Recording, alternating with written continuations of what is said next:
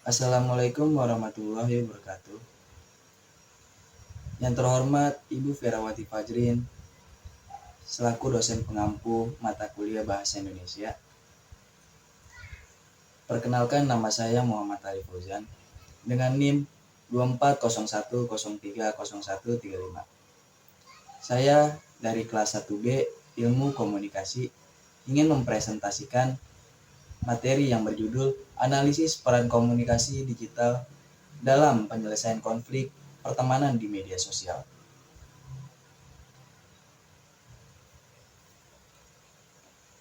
Bab 1. Pendahuluan.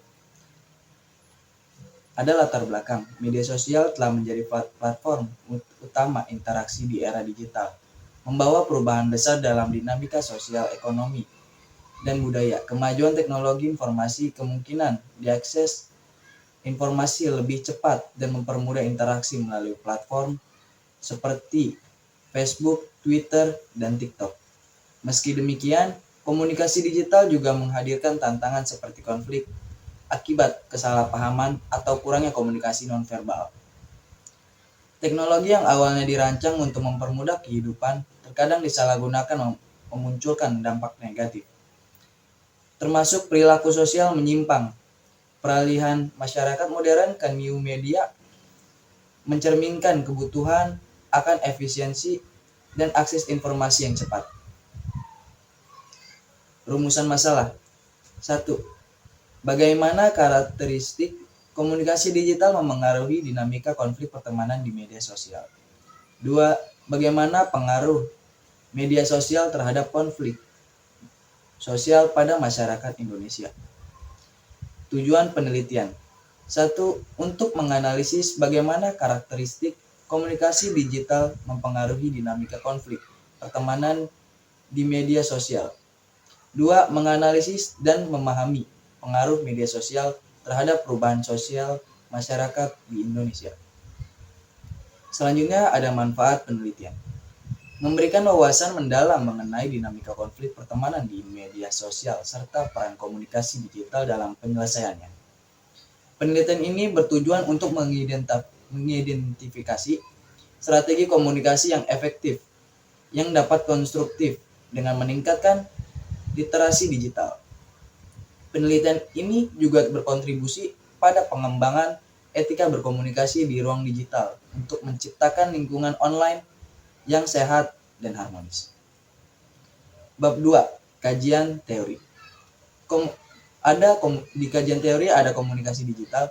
Komunikasi sebagai bagian penting dari kehidupan sehari-hari bertujuan mencapai pemahaman bersama, namun dapat gagal jika pesan sulit dipahami. Komunikasi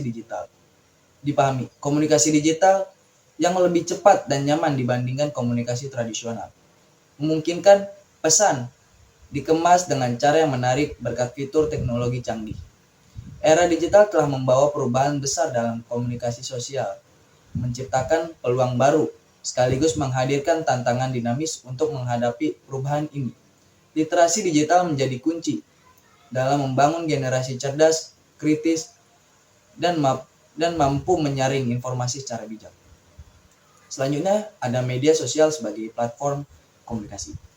Generasi Gen Z hidup di dunia nyata dan maya dengan media sosial seperti Instagram, Facebook, TikTok menjadi alat komunikasi utama.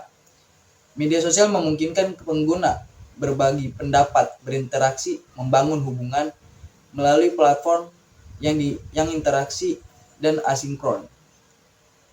Meski mendekatkan individu, media sosial juga dapat memicu konflik akibat anonimitas, penyebaran informasi cepat, dan potensi kesalahpahaman.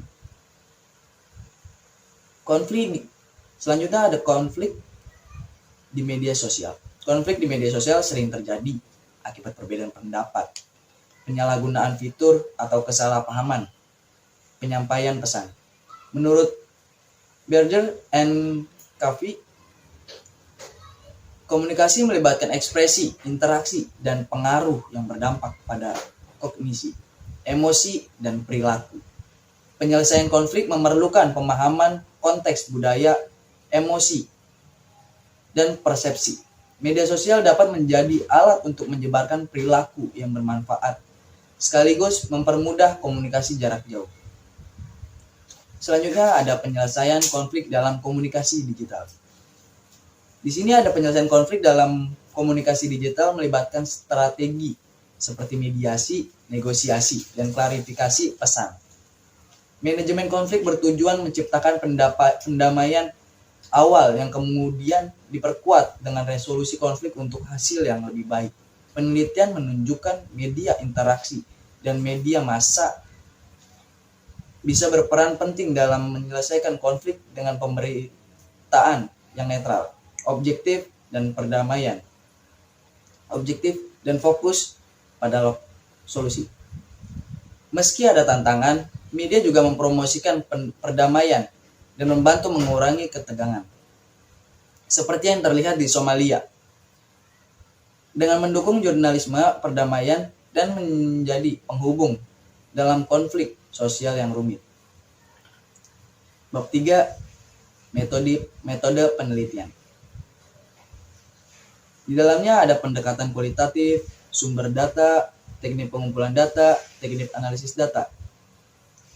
Baik pendekatan kualitatif, penelitian ini menggunakan pendekatan kualitatif dengan metode deskriptif yang bertujuan untuk memahami kondisi atau fenomena masa kini secara mendalam. Menurut Sugiono tahun 2007, penelitian kualitatif menekankan pada pengamatan objek alamiah dengan peneliti sebagai instrumen utama, pengumpulan data secara gabungan, analisis induktif, dan hasil yang lebih berfokus pada makna daripada generalisasi. Selanjutnya ada sumber data. Sumber data terbagi menjadi dua, data primer dan data sekunder. Baik data primer, pada data primer ini diperoleh melalui wawancara mendalam dengan individu yang terlibat konflik di media sosial. Wawancara ini bertujuan untuk mendapatkan perspektif langsung mengenai pengalaman mereka dalam berkomunikasi dan menyelesaikan konflik. Selanjutnya ada data sekunder. Pada data sekunder ini dikumpulkan dari literatur yang relevan, termasuk artikel, jurnal, dan penelitian sebelumnya tentang komunikasi digital dan konflik di media sosial. Selanjutnya ada teknik pengumpulan data. Terbagi menjadi 3. Wawancara, observasi, studi dokumentasi. Baik, wawancara yang pertama, wawancara yang dilakukan dalam penelitian dimaksudkan untuk mengetahui pandangan, kejadian, kegiatan, pendapat, perasaan dari para informan. Wawancara yang dilakukan yaitu untuk mengetahui mengenai gaya penyelesaian konflik dalam komunikasi keluarga urban di era digital. Selanjutnya, yang kedua, observasi. Penelitian melakukan observasi terhadap interaksi di media sosial yang berkaitan dengan konflik. Observasi ini membantu peneliti memahami konteks dan dinamika komunikasi yang terjadi. Observasi yang dilakukan dalam penelitian ini adalah pengamatan. Pengamatan dilakukan dengan cara non-partisipan. Observation terhadap objek yang diteliti, yaitu yang berkaitan dengan gaya pengelolaan konflik dalam komunikasi keluarga urban di era digital.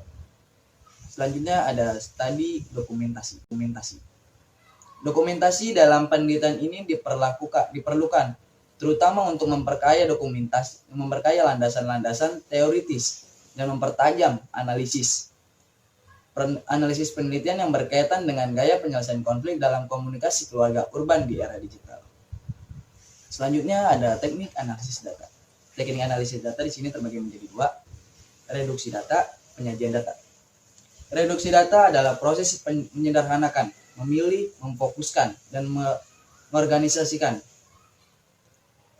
data mentah yang diperoleh dari wawancara, observasi, dan studi dokumentasi. Tujuannya adalah untuk mengidentifikasikan data yang relevan dengan fokus penelitian. Selanjutnya ada penyajian data. Penyajian data dilakukan untuk mempermudah peneliti memahami pola dan hubungan antar variabel. Data disusun dalam bentuk narasi, deskriptif, tabel, atau diagram tematik. sih presentasi yang telah saya buat, dan terima kasih kepada Bu Ferawati Fajrin. Sekian presentasi dari saya. Wassalamualaikum warahmatullahi wabarakatuh.